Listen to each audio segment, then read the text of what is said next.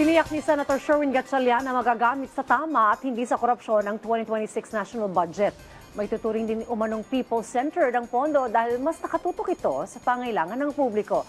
Ang detalye sa report ni Bien Manalo. Ngayong nilagdaan na ni Pangulong Ferdinand R. Marcos Jr. ang 2026 General Appropriations Act na aabot sa tumataginting na mahigit 6.7 trillion pesos. Tiniyak ni Senator Sherwin Gatchalian, chairman ng Senate Committee on Finance, na tututukan pa rin nila ang implementasyon ng budget sa ilalim ng kanilang oversight powers. Ito'y para masiguro na magagamit sa tama ang pondo at hindi mahahaluan ng anumang korupsyon. Nasa kamay na rin aniya ng mga ahensya ng gobyerno na mapabuti ang paghahatid ng dekalidad na serbisyo publiko, lalo't ibinabana sa kanila ang pondo para epektibong maipatupad ang kanilang mga programa. Kami naman dito sa legislative, oversight naman ang aming gagawin.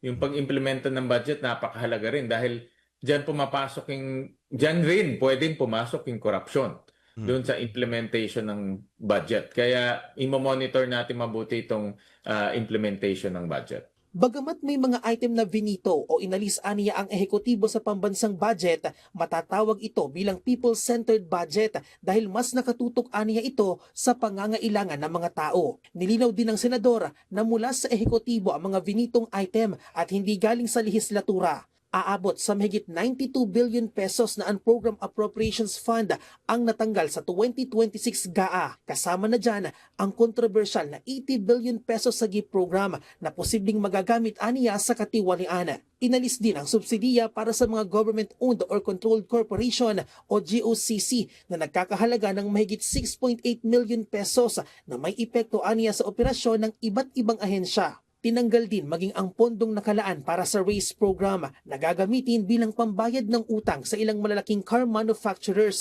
na posibleng makaapekto sa mga banyagang mamumuhunan. Ang kinakatakutan ko dyan, baka itong mga foreign investor mawala na yung tiwala sa atin dahil utang natin yan eh.